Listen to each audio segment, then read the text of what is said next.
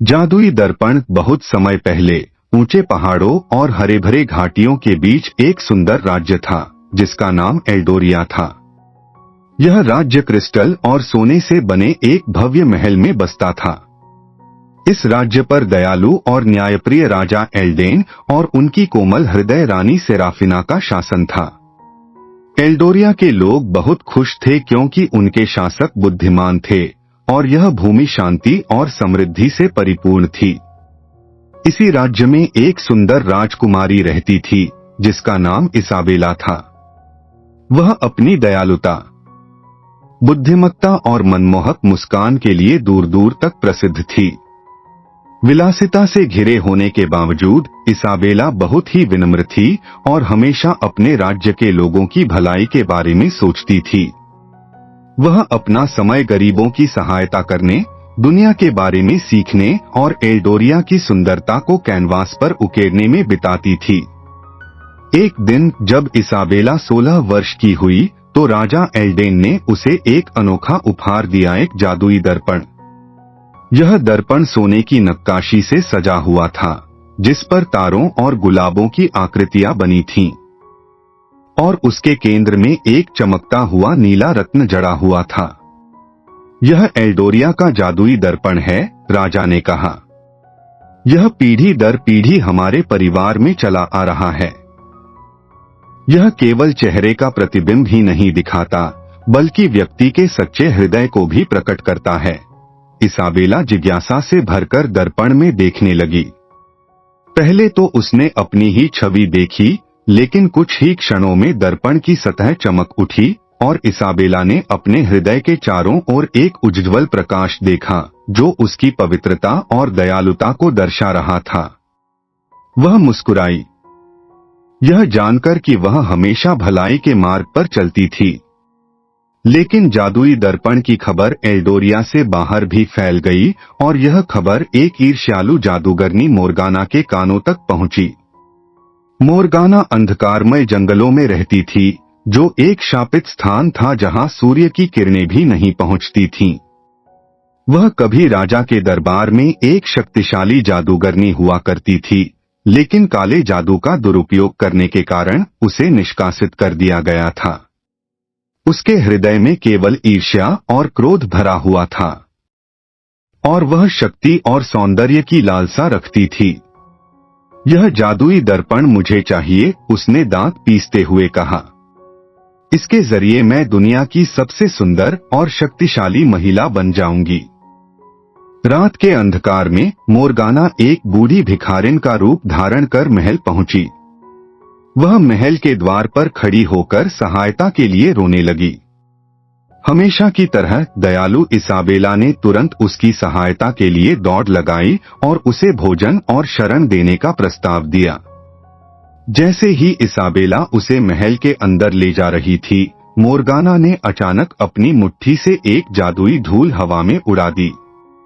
चारों ओर एक धुंध फैल गई और इसाबेला बेहोश हो गई।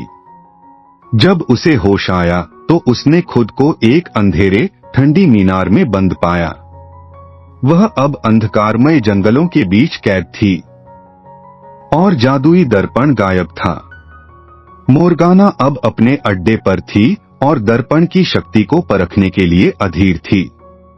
उसने उसमें झांका, यह देखने के लिए कि वह दुनिया की सबसे सुंदर और शक्तिशाली महिला कैसे दिखेगी। लेकिन जैसे ही उसने देखा, वह भयभीत हो गई। दर्पण में उसकी वास्तविक छवि दिखाई दी, एक लालची और दुष्ट महिला जिसका चेहरा क्रोध और ईर्ष्या से भरा था। यह दर्पण झूठ बोलता है। वह गुस्से से चीख उठी और उसे तोड़ने के लिए एक जादू डाला, लेकिन दर्पण प्राचीन शक्तियों से सुरक्षित था और टूट नहीं सकता था।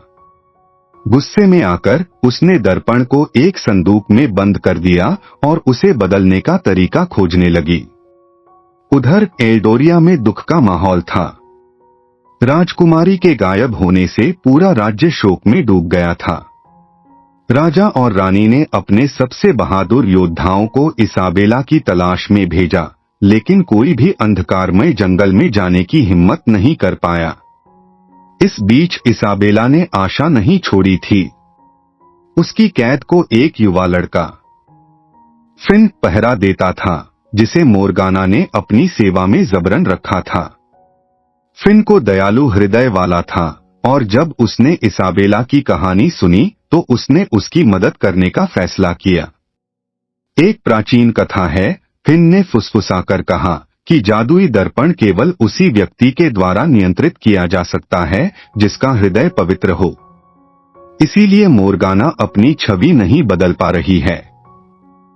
यदि हम इसे वापस ले आए और आप उसमें दोबारा देखें तो हमें उसे हराने का तरीका मिल सकता है।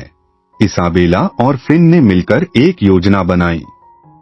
रात के अंधेरे में वे चुपके से मोर्गाना के कक्ष में गए और दर्पण वापस ले लिया। लेकिन जैसे ही इसाबेला ने उसे छुआ, दर्पण चमक उठा और एक दृश्य प्रकट हुआ, मोर्गाना की वह छवि जो वह पहले थी जब वह एक दयालु और खुशहाल महिला थी, अंधकार के आगोश में समाने से पहले। समझते हुए इसाबेला ने मोर्गाना की ओर देखा जो गुस्से में वहां आ चुकी थी। मोर्गाना, इसाबेला ने कोमल स्वर में कहा, यह दर्पण झूठ नहीं बोलता, यह हमारे हृदय की सच्चाई दिखाता है। एक समय था जब आप भी दयालु और प्रिय थीं। यह दर्पण दिखा रहा है कि आपके भीतर वह अच्छाई अब भी जीवित है। आपको शक्ति पाने के लिए काले जादू की जरूरत नहीं है, आपको केवल अपनी भलाई को याद करना है। पहली बार मोर्गाना हिचकिचाई। उसकी कठोरता धीरे धीरे पिघलने लगी। जब उसने अपनी पुरानी छवि को देखा तो उसकी आंखों में आंसू आ गए। वर्षों की ईर्ष्या और लालच ने उसे अंधा कर दिया था, लेकिन अब उसे अपनी गलती का एहसास हो गया था। उस क्षण मोर्गाना ने एक निर्णय लिया। उसने इसाबेला पर डाला गया जादू तोड़ दिया और उसे घर लौटने दिया। फिर उसने फिन को भी आजाद कर दिया। जैसे ही सूरज की पहली किरणों ने अंधकारमय जंगल को छुआ, मोर्गाना ने संकल्प लिया कि अब वह काले जादू का उपयोग नहीं करेगी, बल्कि अपने पिछले कर्मों का प्रायश्चित करेगी। इसाबेला के लौटने पर पूरे राज्य में हर्षोल्लास फैल गया। लोग खुशी से झूम उठे और जादुई दर्पण की कहानी एक किंवदंती बन गई।